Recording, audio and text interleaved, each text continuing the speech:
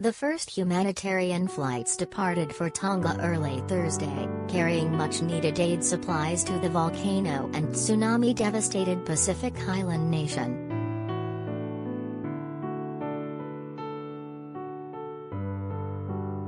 Flights departed from Australia and New Zealand after the runway on the Pacific Islands airport was cleared of ash.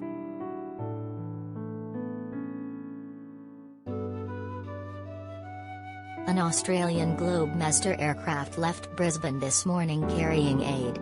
Australia has provided odd $1 million for the recovery effort, and 2 Royal Australian Air Force aircraft will arrive in Tonga today.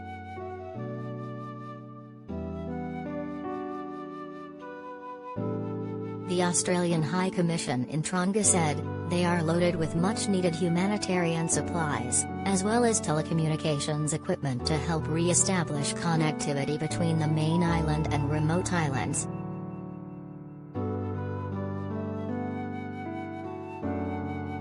HMAS Adelaide will also set sail from Brisbane on Friday with water purification equipment and more humanitarian supplies, the statement said.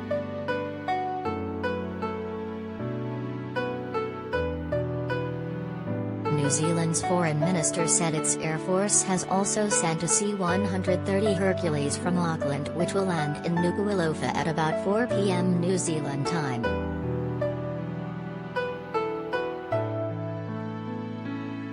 The aircraft is carrying humanitarian aid and disaster relief supplies, including water containers, kits for temporary shelters, generators, hygiene and family kits, and communications equipment, Nanea Mahuta said in a statement.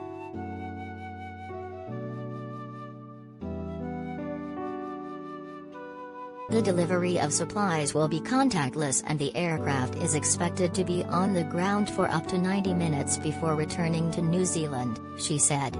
Tonga is COVID-19 free and is concerned that aid personnel may bring the virus.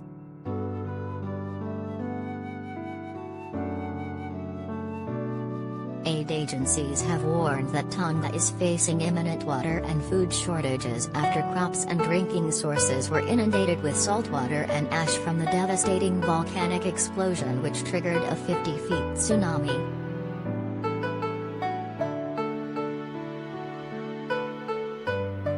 Water which tens of thousands of people rely on to drink has been polluted, the Red Cross said on Wednesday, as Tonga's parliamentary speaker added that all agriculture on the islands has also been destroyed.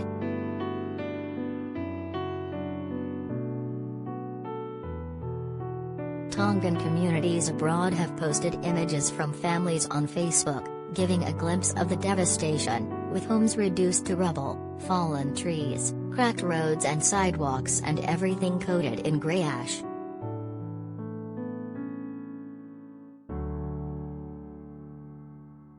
The explosion of the Hunga volcano, which has killed at least 3 people and sent tsunami waves across the Pacific, badly damaging villages, resorts and many buildings in Tonga.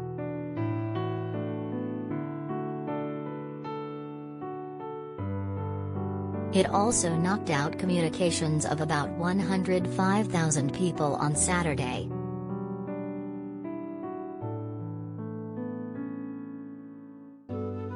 Telephone links between Tonga and the wider world began to be reconnected late on Wednesday, though restoring full internet connectivity is likely to take at least a month according to the owner of the country's sole subsea communications cable.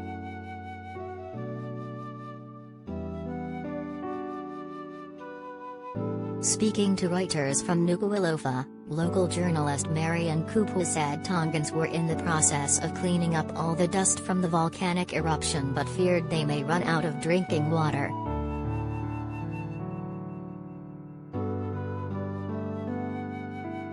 Each home has their own tanks of water supply but most of them are filled with dust so it's not safe for drinking, Kupu said.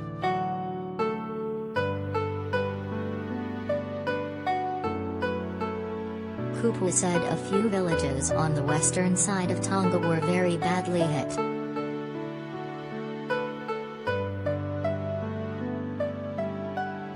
I won't say, "We are expecting more deaths, but as we are speaking the government is trying to fly to the other islands to check over them," she said.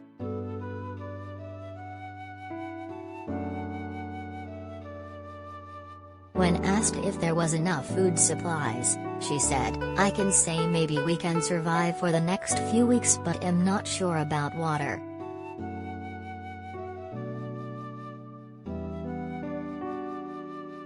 Meanwhile, Tongans abroad were frantically calling their families back home to ensure their safety.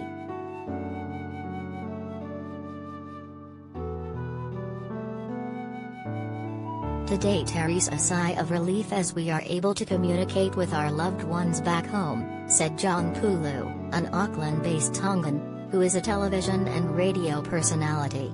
"We are breathing and sleeping a little better," he said.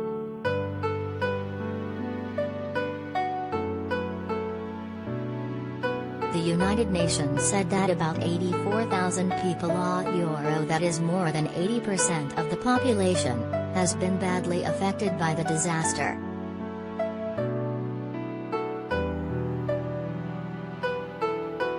They have been affected through loss of houses, loss of communication. "What we understand is the issue with the water," UN spokesman Stefan Dujarric told reporters.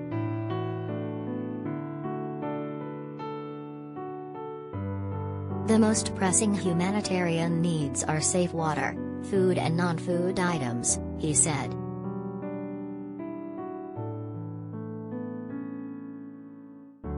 "Water is really the biggest life-saving issue. Water sources have been polluted, water systems are down."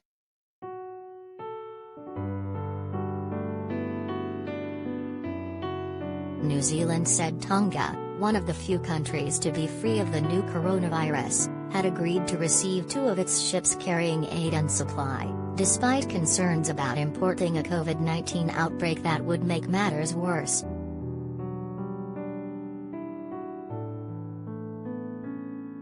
Vaccination against the virus is as high as 90% among Tongans.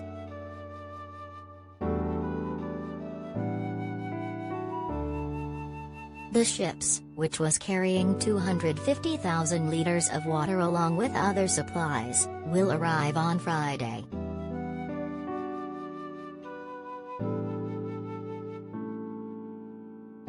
The Tonga volcano erupted about 40 miles, 65 kilometers, from the Tongan capital with a blast heard 2,300 kilometers, 1,400 miles, away in New Zealand, and sent tsunamis across the Pacific Ocean.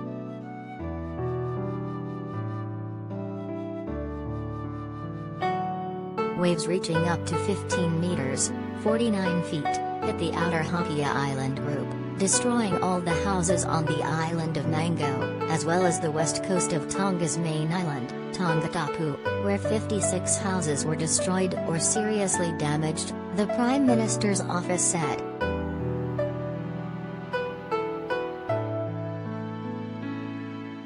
The UN said evacuation of people from these islands is underway.